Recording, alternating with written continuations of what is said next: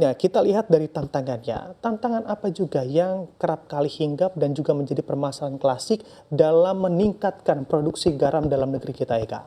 Kalau kita melihat dari petani rakyatnya ya, untuk masyarakat di pesisir, tentu saja adalah cuaca yang nomor satu. Seperti tadi kita sempat ngobrol itu, Bram, kalau musim hujan susah. Belum lagi kondisinya kan kita tidak bisa menjamin apakah cukup bersih, apakah kualitasnya ini bisa konsisten. Nah, itu mengapa tidak menjadi tidak menjadi daya jual yang cukup, ya itu cukup sering dipertanyakan begitu, Bram. Kalau kita ngambil dari dalam negeri, apalagi kalau nantinya kita gunakan untuk produksi massal, untuk industri juga, apakah kualitasnya cukup baik? Nantinya kalau kita sudah berlangganan dengan dari yang di sini, tapi apakah bisa konsisten begitu? Nah, itu tantangan utamanya adalah cuaca dan teknologi yang cukup memadai agar mereka bisa memanen garam di tambak-tambak ini dengan kualitas yang konsisten dan memadai begitu, Bram. Oke, baik. Adakah juga tren peningkatan konsumsi garam khususnya untuk industri dalam negeri kita, Ega? Ya, kalau pergerakan konsumsi dalam negerinya kurang lebih stagnan ya, Bram, ya, di kisaran yang hampir sama. Kalau untuk di rumah tangga untuk dapur ya tahun lalu itu sekitar 500 sampai 800 ribu ton. Nah, untuk yang industri itu kurang lebih sekitar 3 juta ton untuk tahun lalu. Nah, jadi kalau untuk peningkatannya kami rasa akan selalu berkembang, Bram, dengan seiring berkembangnya dunia farmasi, seiring berkembangnya juga dunia kosmetik dan industri-industri lain yang menggunakan garam sebagai bahan dasarnya. Jadi maka dari itu semakin baik kalau kita bisa semakin cepat swasembada memiliki sendiri sumber garam itu yang nantinya bisa kita gunakan sendiri juga di dalam negeri. Lebih baik lagi kalau nantinya kita juga bisa ekspor ya, Bram, ya, mengingat laut kita yang begitu luas dan kita juga banyak daerah wilayah yang cukup kering juga, panas juga untuk kita bisa memproduksi garam tersebut. Oke, baik. Dengan tentunya masih ada selisih antara jumlah kapasitas produksi yang bisa kita olah begitu ya, dan juga dengan kebutuhan yang ada di dalam negeri kita, apakah memang kita juga masih mampu untuk mengekspor, Ega, dalam kurun waktu beberapa tahun ke belakang?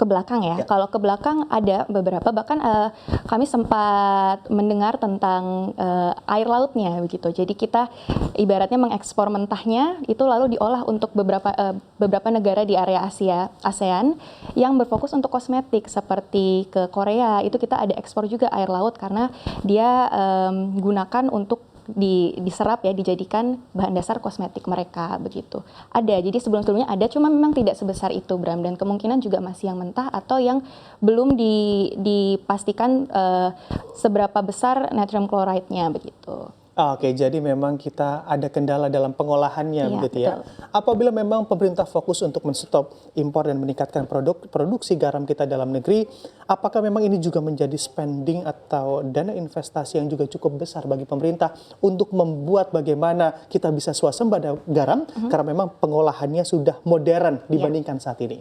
Tentu pasti pendanaan itu sangat dibutuhkan dan cukup besar, Bram, karena kan kita pastinya mau itu bisa merata ya.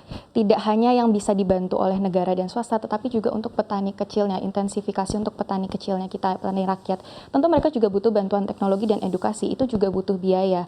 Nah, untuk yang besar-besar ini seperti yang tadi vacuum salt itu ya, kita ingin memiliki teknologi tersebut mandiri dan merata, tentu itu juga butuh pendanaan yang cukup besar. Tapi kembali lagi diingat, nantinya kalau kita sudah stabil dengan teknologi ini, kita sudah fasih lah ya dengan ini, itu akan menjadi daya jual yang luar biasa untuk Indonesia. Mengingat lautan kita yang luas, kita bisa jadi produsen garam dengan itu. Jadi ibaratnya bersusah-susah dahulu, bersenang-senang kemudian begitu, Bram. Oke, baik. Mungkin pertanyaan terakhir juga untuk Eka, dan karena memang ini pertanyaan penting begitu ya, karena bahkan banyak petani di luar sana juga mengharapkan kesejahteraan. Apakah dengan stop impor ini, kebijakan stop impor garam ini juga mampu meningkatkan kesejahteraan para petani, Eka? Tentu, Bram. Tetapi lebih baik lagi kalau mereka juga mendapatkan bantuan edukasi dan juga teknologi tadi, sehingga juga produksinya bisa semakin dipush gitu, Bram. Kalau kita bertahan dengan yang sekarang, kemungkinan hasil produksinya kurang lebih sama, karena kan cuaca ya begitu-begitu saja kan nantinya. Nah, dengan bantuan edukasi dari pemerintah, tentu hasil produksinya lebih tinggi, pastinya bisa semakin mensejahterakan petani kita, begitu, Bram. Oke, baik. Terima kasih AgriFood Analyst NBC Indonesia Research. Ega telah bergabung bersama kami Terima di pagi kasih, hari Bram. ini. Tentunya sukses dan sehat selalu. Bram untuk Anda. juga.